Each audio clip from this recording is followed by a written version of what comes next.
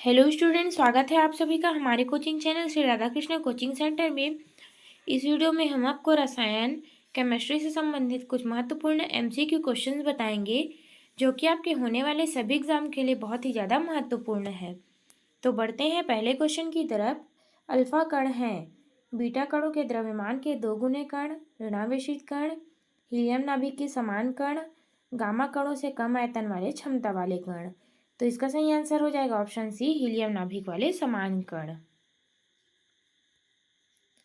वह किरणें जिससे हमारे शरीर की गहराई को भेदने की क्षमता होती है कहलाती है पराबैंगनी किरणें, अल्फा किरणें, बीटा किरणें, गामा किरणें। तो इसका सही आंसर हो जाएगा ऑप्शन डी, गामा किरणें। यूरेनियम का वह समस्थानिक जो कि परमाणु रिएक्टर में प्रयोग किया जाता है यूरेनियम 235 है। नाभिकीय विखंडन के दौरान श्रृंखला अभिक्रिया को नियंत्रित करने के लिए निम्न में से किसका प्रयोग न्यूट्रॉनों को अवशोषित करने के लिए किया जाता है?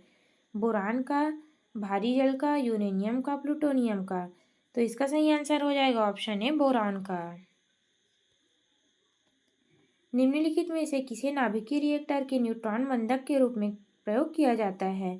Thorium, graphite, caesium, radium. तो इसका सही आंसर हो जाएगा ऑप्शन बी, ग्रेफाइट।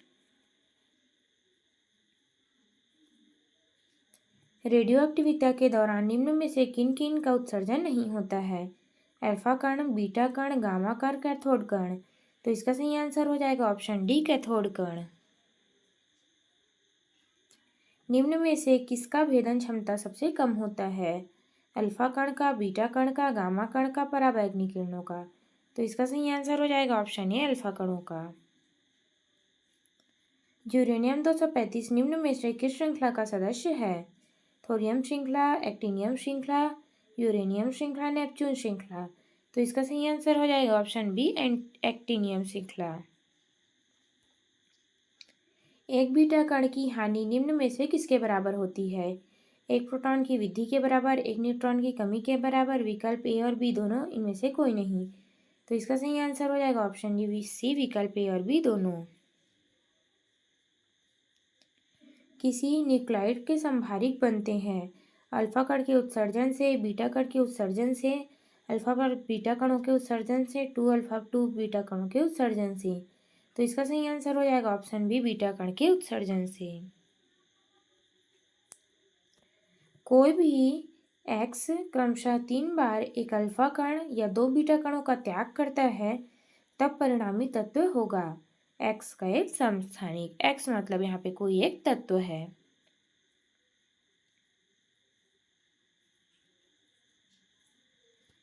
नाभिकीय रिएक्टर निम्न में से किस पर आधारित है? नाभिकीय विखंडन पर, प्राकृतिक रेडियोएक्टिविता पर, नाभिकीय संलयन पर, स्वाभाविक रासायनिक अभिक्रिया पर। तो इसका सही आंसर हो जाएगा ऑप्शन ए, नाभिकीय विखंडन पर। नाभिकीय रिएक्टर में भारी जल का प्रयोग क्यों किया जाता है?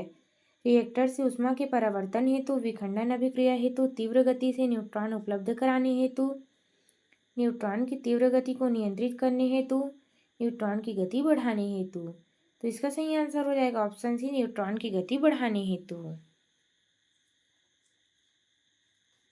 नाभिकीय संलयन अभिक्रिया के दौरान निम्न में से कौन सी क्रिया संपन्न होती है? एक भारी नाभिक के विघटित न्यूट्रॉनों की बमबारी से, एक भारी नाभिक के लगातार विघटन से, एक भारी नाभिक का दो हल्के नाभिकों में संलयन होता है, एक हल्के नाभिक का लगातार विघटन से। तो इसका सही आंसर हो जाएगा ऑप्शन सी, एक भारी नाभिक बनाने के लिए 2 हल्के नाभिकों के संलयन से। सूर्य की ऊर्जा का मुख्य कारण है नाभिकीय विखंडन, रेडियोधर्मिता, ऊष्मा, नाभिकीय संलयन। तो इसका सही आंसर हो जाएगा ऑप्शन डी, नाभिकीय संलयन। सूर्य की अत्यधिक ऊर्जा का स्रोत है यूरेनियम का विखंडन, हीलियम बनने के लिए, हीलियम में नाभिक बनाने के लिए हाइड्रोजन के नाभिकों का संलयन, ड्यूटेरियम और ट्रिटियम का संलयन, हीलियम बनाने के लिए ट्रिटियम का विखंडन। तो इसका सही आंसर हो जाएगा ऑप्शन बी।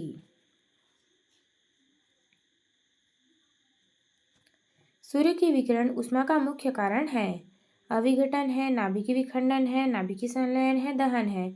तो इसका सही आंसर हो जाएगा ऑप्शन सी, नाभिकीय संलयन है।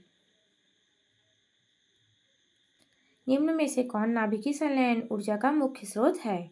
आणविक, हाइड्रोजन, सूर्य, चंद्रमा। तो इसका सही आंसर हो जाएगा ऑप्शन सी, सूर्य।